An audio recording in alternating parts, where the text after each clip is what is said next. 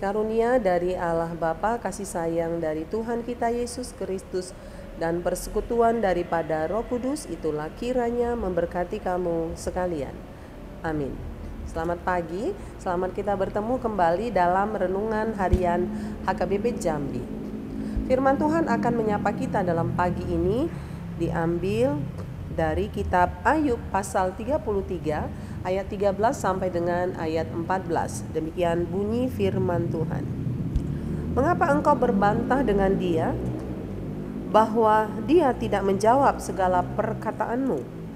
Karena Allah berfirman dengan satu dua cara, tetapi orang tidak memperhatikannya.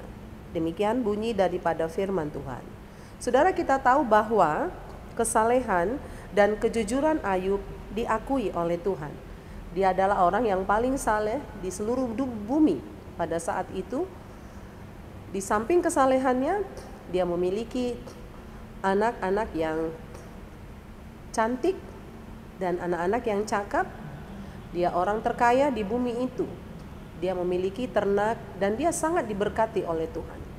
Dalam segala hal, Ayub terbilang adalah orang yang saleh, secara rohani maupun secara dunia. Saudara yang kekasih, tetapi dilema terjadi dalam kehidupan Ayub. Karena orang saleh, orang baik itu menderita. Penderitaan Ayub luar biasa.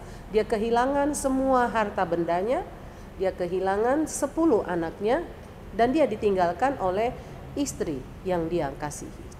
Ini dilema yang membuat Ayub juga bergumul dengan Tuhan, dalam dialognya dengan Tuhan dan dalam pergumulan yang amat dalam tentang memaknai penderitaan yang sedang dia alami. Bagaimana orang baik bisa menderita, bagaimana orang yang jujur, orang yang takut akan Tuhan bisa masuk ke dalam penderitaan. Ini di luar konsep manusia. Konsep manusia, orang yang baik itu tidak akan menderita. Tetapi firman Tuhan dalam kitab Ayub secara keseluruhan menyatakan kepada kita bahwa penderitaan itu bukan saja buah daripada dosa. Penderitaan bukan buah dari ketidaktaatan kepada Tuhan, tetapi penderitaan bila dimaknai dengan konsep yang berbeda, tentu kita akan menjalani penderitaan dengan baik. Dari Ayub kita mengerti bahwa, saudara yang kekasih, penderitaan itu sesuatu yang penting kita maknai. Ada banyak orang ketika mengalami penderitaan dan masalah, dia hanya fokus kepada masalah dan penderitaannya, tetapi dia tidak fokus kepada bagaimana dia merespon dan bagaimana dia memikirkan atau memandang masalah itu. Nah, karena itu Ayub pada saat ini ditolong oleh teman-temannya. Ada sahabat-sahabatnya yang datang hendak menghibur Ayub, hendak memberikan pertolongan kepada Ayub untuk dia bisa memaknai penderitaan yang sedang dia alami. Salah satu sahabatnya itu adalah Elihu. Elihu membantu Ayub untuk bisa memaknai penderitaan dengan baik. Dia berkata kepada Ayub, dikatakan, mengapa engkau berbantah dengan dia?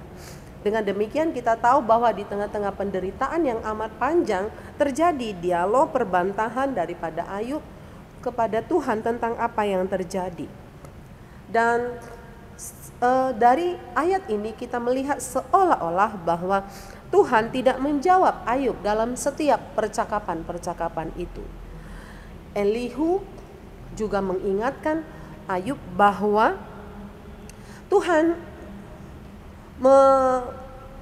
mengizinkan semua penderitaan yang sedang dialami oleh manusia adalah menjadi salah satu cara Tuhan untuk memperhatikan manusia. Nah, inilah pemaknaan baru yang hendak diberikan Elihu kepada Ayub tentang makna penderitaan. Karena itu hari ini firman Tuhan juga mau berbicara kepada kita. Semua kita tentu pernah mengalami masalah, bahkan mungkin saat ini kita sedang mengalami masalah. Ada kesulitan yang sedang kita hadapi dalam berbagai aspek, apakah di dalam ekonomi, di dalam relasi kita berkeluarga, atau hubungan kita dengan anak-anak, dengan lingkungan kerja kita. Ada banyak hal.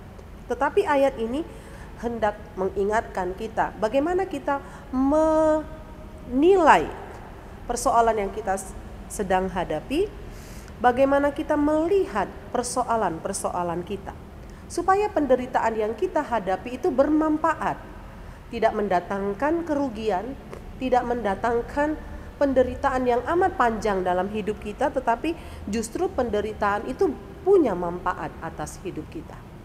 Penderitaan yang mau dikatakan Elihu pada saat itu, kalau saya mau buat dengan kalimat yang sederhana, dia bagaikan sampah yang bisa didaur ulang. Didaur ulang, kemudian menjadi sesuatu yang bermanfaat. Orang banyak membuang sampah dalam bentuk botol, plastik, dan lain sebagainya. Tetapi di tangan pemulung dia dikutip, kemudian diberikan kepada para ahli, diolah menjadi benda-benda yang indah, bahkan berharga. Saya pikir demikian, penderitaan itu adalah cara Tuhan untuk berfirman kepada kita.